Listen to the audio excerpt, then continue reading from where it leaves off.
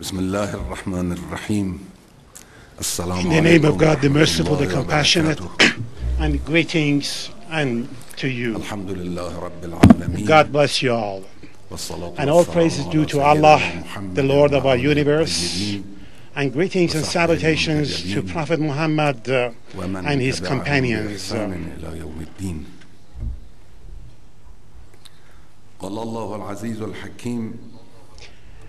قال الله العزيز الحكيم.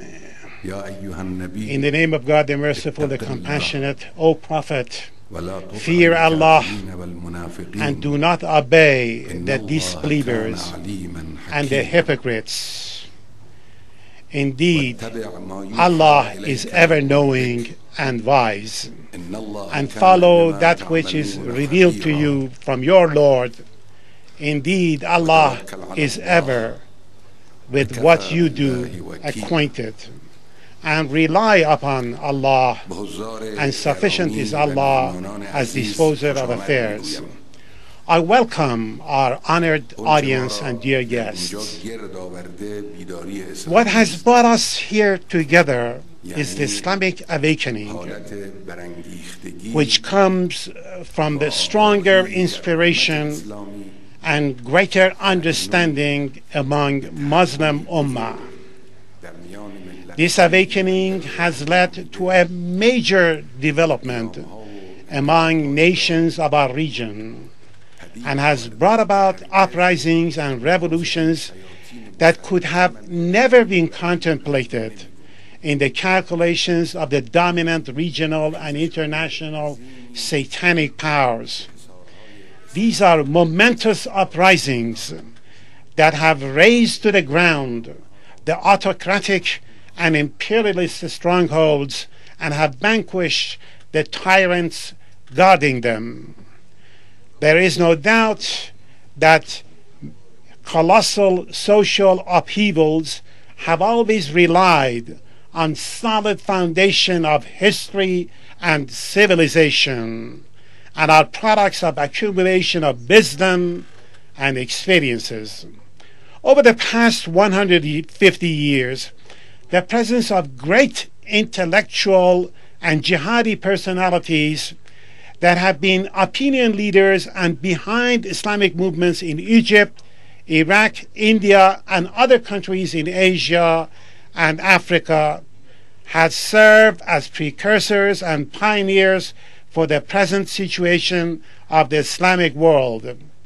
The developments in the 1950s and 60s led to coming to power of regimes that were mostly inclined to materialistic worldly ideologies and thoughts, and because of their inherent character fell into the trap of Western imperialist and colonialist powers. These are experiences that are lessons to learn from and have contributed substantially to evolution of general and profound understanding in the Islamic world today. The Islamic revolution in Iran that was hailed and interpreted by Imam Khamenei as triumph of blood over sword and establishment of lasting, robust, courageous, and progressive Islamic Republic, and its impact be debated and researched. There is no doubt that the Islamic Revolution of Iran will be accorded a thorough and comprehensive chapter in the analysis and writings of the history of the present situation of the Islamic world. For that reason, the present and mounting facts and truths in the Islamic world are not simply events that are severed from the past historical roots and social and intellectual backgrounds to allow our adversaries and shallow-minded to present them as a passing wave and short-lived phenomena in order to snuff out hope in the hearts of nations by their warped and biased analysis. In this brotherly dialogue video, I want to place greater emphasis on three areas. One, I want to take a glance at the identity of these uprisings and revolutions. Two, the major threats and harms lying on their way. Three, recommendations to find solutions and prevent these threats and harms. Regarding the first point, I believe the most important element in these revolutions is the actual and mass presence of people in the arena of action, struggle, and jihad. They were present not only with their heart, desire, and faith, but also with their body and soul. There's a big difference between this presence and the presence of a military group or even armed combatants in front of uncaring people or even concerned people. In the events of the 1950s and 60s, in some countries of Africa and Asia, the heavy load of revolution was not on the shoulder of diverse segments of population and the youth from all parts of the country, but rather on the shoulder of coup d'etat groups or small and limited armed groups. They decided and acted, and they themselves or the succeeding generation changed their ways as a result of certain motivations. The revolutions became its own enemy, and the enemy managed to prevail over those countries. This is totally different than the change that comes from the people. It is the people that bring their body and soul to the arena of action, and by the jihad and devotion push back and defeat the enemy. It is the people that make the slogans and set the goals, identify and introduce and pursue the enemy. They draw their desired future, although not comprehensively, and as a result do not allow departure from the path of the revolution or conceding to the enemy, or change, of course, by compromising and the few tainted few with a special interest. And above all, they thwart the schemes of the enemy's agents. In such a grassroots movement, the revolution may be slowed, but can stay away from short-sightedness and being on shaky ground. Quran says, the Holy Quran says, have you not considered how Allah presents an example, making a good word like a good tree, whose root is firmly fixed and its branches high in the sky? When I saw the brave body of the proud people of Egypt on television in Tahrir Square, I became convinced that their revolution will triumph. Let me confess something to you.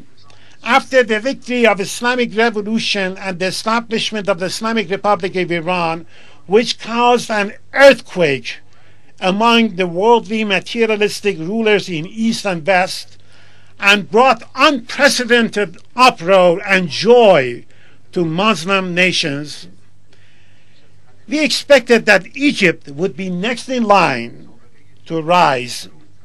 The reason was the history of jihad, progressive thinking, and presence of great mujahids and intellectuals in Egypt.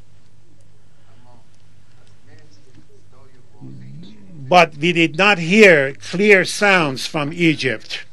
I was reciting in my heart this poem by Abu Faras. Araka asiyal dam'i shimakul sab nahyul alaykal wal-am. When I saw the people of Egypt in Tahrir Square and squares in other cities, I knew I have received my response. The people of Egypt told me with the same word coming from their heart, Bala ana mushtaqum.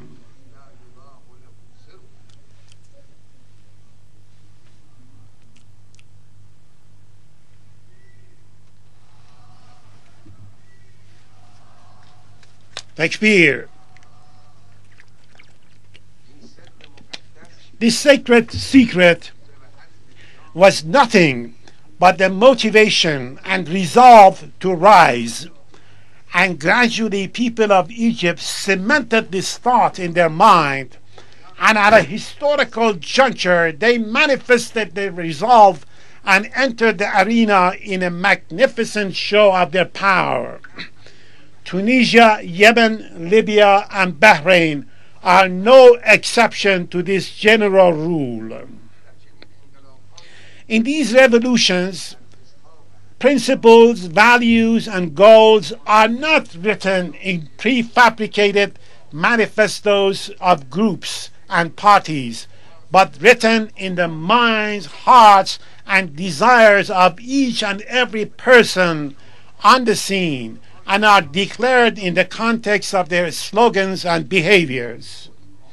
With these signals, one can clearly tell that the principles of current revolutions in the region, in Egypt and other countries, are first and foremost the following: revival and renewal of national dignity and respect that have been broken and trampled during long years of dictatorial and corrupt rule and political domination of America and the West.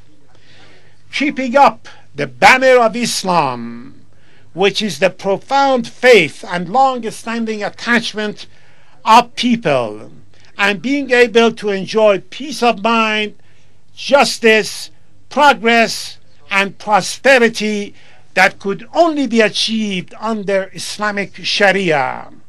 Resistance against the influence and domination of the United States and Europe that have wreaked the greatest damage and humiliation on peoples of these countries over the past 200 years, countering the usurper and fictitious Zionist regime that the imperialist powers have planted like a dagger in the heart of this region to serve as a tool to continue their diabolical domination after expelling a whole nation from their historical homeland.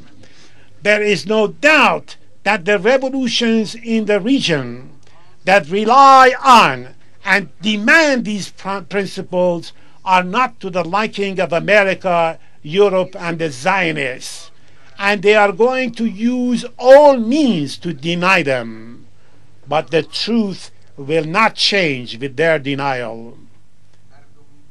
The widespread participation and the grassroots characteristic of these revolutions is the most important element that constitutes their identity. Foreign powers that tried everything in their power and use all their schemes to keep in power the tyrannical, corrupt, and subservient rulers in these countries, and only abandoned them when people left them no choice.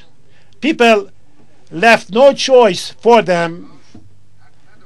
They have no right to claim a share in the victory of these revolutions. Even in Libya, intervention by America and NATO cannot distort the truth. In Libya, NATO has caused irreparable damage. Had it not been for the military intervention of NATO and America, victory of people might have been delayed, but all these infrastructures would not have been damaged and innocent women and children killed, and then enemies that for many years, accomplices of Gaddafi, would not have been able to intervene in this innocent war-torn nation. People and the elite that are of the people and others who are from the people are the true owners of these revolutions that should be trusted to protect them and draw the path to the future. Inshallah, they will be. Regarding the threats and harms, I should first emphasize mere presence of threats should not scare nations. Let their enemies fear you, and you should know, indeed, the plot of Satan has ever been weak. And Allah says about a group of mujahids of early Islam, to those to whom hypocrites said, indeed, the people have gathered against you, so fear them. But it merely increased them in faith, and they said, sufficient for us is Allah, and He is the best disposer of affairs. So they returned with a favor from Allah and bounty, no harm having touched them, and they pursued the pleasure of Allah, and Allah is the possessor of great bounty. We need to know what these threats are in order not to be surprised and to be able to find solutions. We face these perils and threats after victory of Islamic revolution and experience them with the grace of Allah and the leadership of Imam Khamenei and the sacrifices of our people. Sacrifices and the wisdom of our people, we managed to sail through them safely. The plots by the enemies still continue, but so does the firm resolve of our people. I divide these harms into two groups. Those that have their roots within ourselves and come from our own weaknesses, and those that have been directed and planned by the enemy. The first group of harms is of the following type: the sense and thought that after the downfall of the corrupt dictator, the job is over. No. The peace of mind and comfort that comes after the victory, and afterward the lessening of motivation and weakening of determination, are among the first perils. And the most damaging threat is when individuals ask for their share of the spoils of victory. The story of the Battle of Uhud and the defenders seeking the spoils of victory that caused the defeat of Muslims, and mujahids were reprimanded by God. This is a good example that should never be forgotten.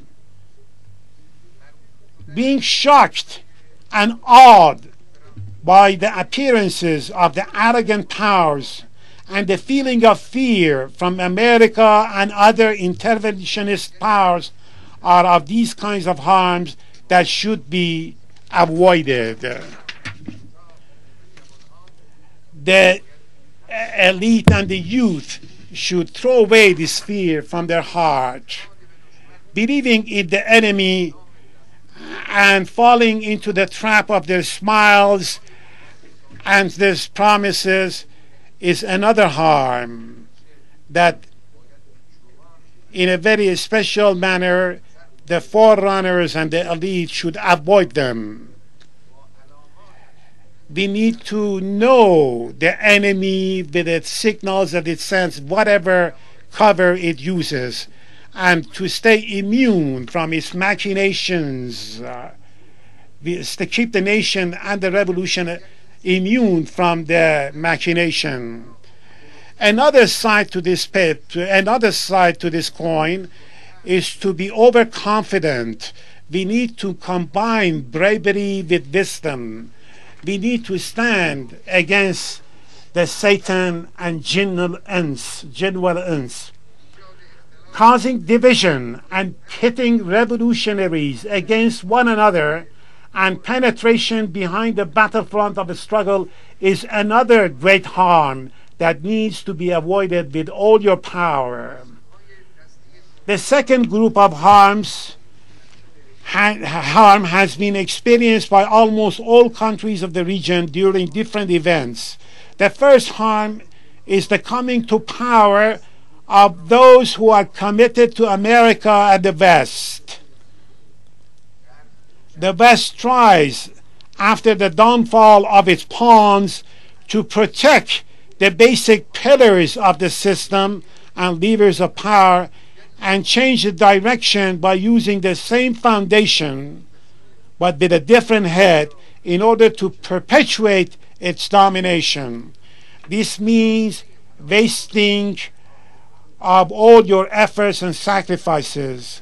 At this stage, if they face resistance of people, they try to introduce and offer to the movement and people other alternatives that are designed to divert the course of the movement.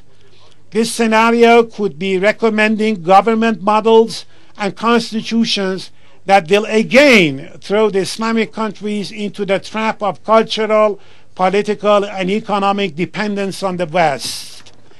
This could lead to their influence among revolutionaries, greater financial among revolutionists, greater financial and media strength of an unreliable current and marginalization of genuine currents in the revolution. This also means return of the domination of the West and stronger grip of their outdated Western models that are far from basic principles of the revolution. If this tactic does not produce the desired result, experience tells us that they will go for anarchy, terrorism, civil war among followers of religions or ethnic communities and tribes, political parties, or even among neighboring nations and governments. Parallel to these actions, they will impose economic siege and sanctions, freeze national assets, and launch all-out media war and propaganda. Their intention is to tire out and frustrate people and make the revolutionaries disappointed. Under these circumstances, it becomes easy to defeat the revolution. Assassination of the righteous elite of the society and opinion leaders, defamation and vilification of others, and even enticing some with money are among the usual ploys used by Western powers and their claimants of civilization and morality. In Islamic Iran, the evidence and documents from the U.S. den of espionage that fell into the hands of the revolution showed that all these plots were designed by the regime in the United States for the people of Iran in order to bring back the reactionary and dependent rulers in revolutionary countries. This is a principle for them that prescribes all these dirty tricks. In the last part of my remarks, I present recommendations for your consideration and selection that are based on our tangible experience in Iran and what has been gathered from the precise studies of other countries. Undoubtedly, conditions differ among nations and countries. Nonetheless, there are truths that can prove beneficial for all people. The first point is that by placing one's trust in God and believing in repeated promises of divine victories in the Quran, and through astuteness, resolve, and bravery, it is possible to surmount all obstacles and emerge victorious. Of course, the task that you have taken up is quite great and momentous. Thus, one must bear great hardship for its sake. The commander of the faithful, Imam Ali alayhi salam, says,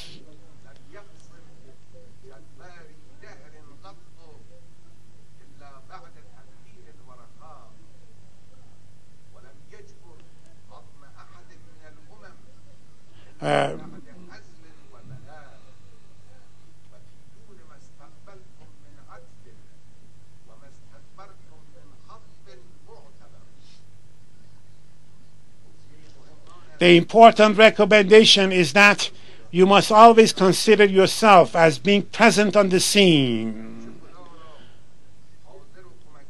Therefore, when you always should consider that God is always on your side, and the victories should not make us arrogant or negligent.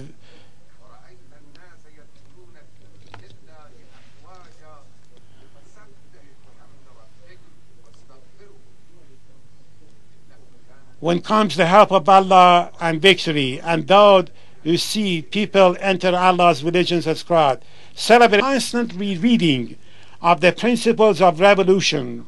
The slogans and principles must be refined and brought in line with the foundations and the undisputed principles of Islam: independence, freedom, justice, refusal to bow to despotism and colonialism, rejection of Zionism.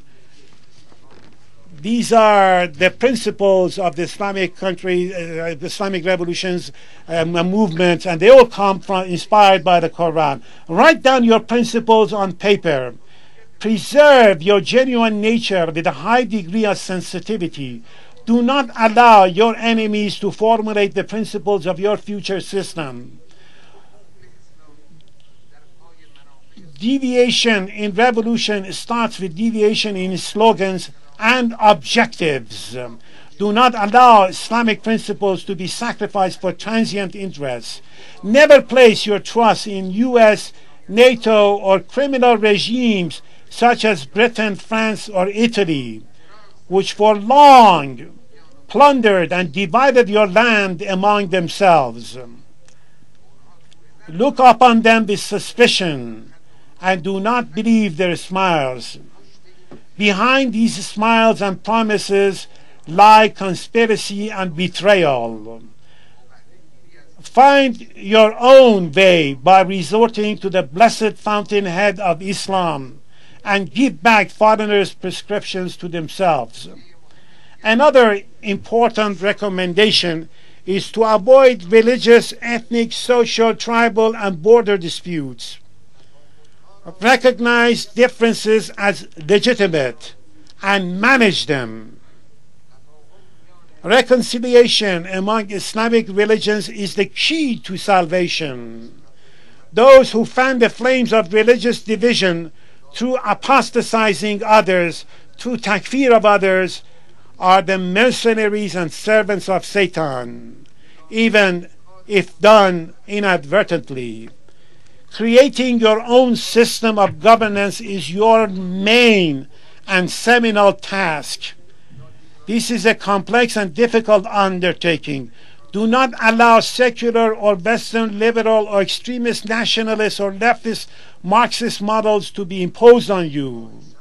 The leftist Eastern Bloc collapsed, and the Western Bloc is propped up only through violence, war, and deceit, and does not appear to have a bright outlook. And the passage of time will be to their loss and to the benefit of the Islamic current. The ultimate goal must be a unified Islamic ummah and the creation of a new Islamic civilization founded upon faith, rationality, knowledge, and morality. The liberation of Palestine from the savage claws of the Zionists is also a great objective. The countries of the Balkans, the Caucasus, and West Asia were liberated from the claws of the former Soviet Union after 80 years. Why should the Palestinian people not be able to free themselves from the captivity of the oppressor Zionists after 70 years? The present generation in the Islamic countries has the capacity to accomplish such a great feat. The young generation of today is a source of pride for the past generation, as noted by Arab poet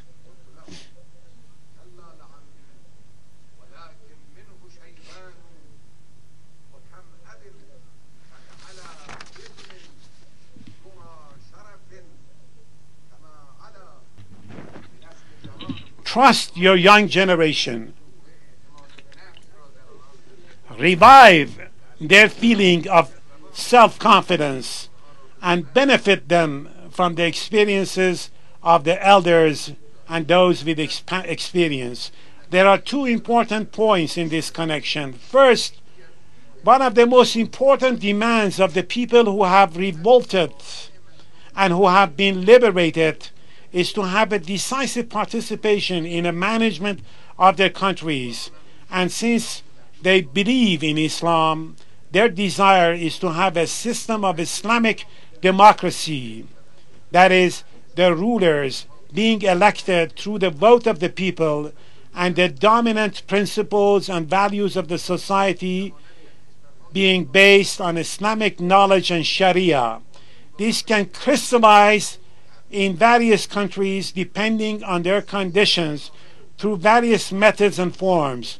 However, utmost care must be taken not to concede religious Western democracy is no way related to Islamic democracy, which is committed to the values and main principles of Islam in a system of government. The second point relates to the fact that Islamic tenets must not be equated with backwardness, obscurantism, and ignorant and extremist biases. Demarcation between these two must be pronounced. Religious extremism, which is usually attended by violence, is the cause of falling short of the lofty goals of the revolution. This in turn results in the loss of public support and the eventual failure of the revolution. In short, to speak of Islamic awakening is not to speak of a nebulous, vague, and indistinct concept that is amenable to various interpretations. Rather, it is to speak of a tangible reality in the external world that has filled the atmosphere and resulted in great uprisings and revolutions, and has removed from the scene some dangerous elements of the enemy. Nonetheless, the scene remains fluid and in need of being shaped and brought to a conclusion. The verses recited at the outset contain a complete and effective set of guidelines, especially in this sensitive and momentous juncture. Though they are addressed to the Holy Prophet, we are all their interlocutors and responsible for adhering to them. In these verses, piety, taqwa, in its lofty and broad connotation, is the first recommendation. Then comes the rejection of the orders of the infidels and hypocrites, adherence to the divine revelation, and finally, trust in God.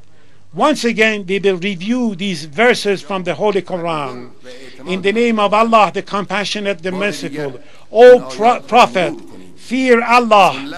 Hearken not to the unbelievers and hypocrites. Verily, Allah is full of knowledge and wisdom. But follow that which comes from thee by inspiration from the Lord. For Allah is well acquainted with all that ye do, and put your trust in Allah, and enough is Allah as a disposer of affairs. God bless you all. Thank you. والسلام عليكم ورحمة الله وبركاته.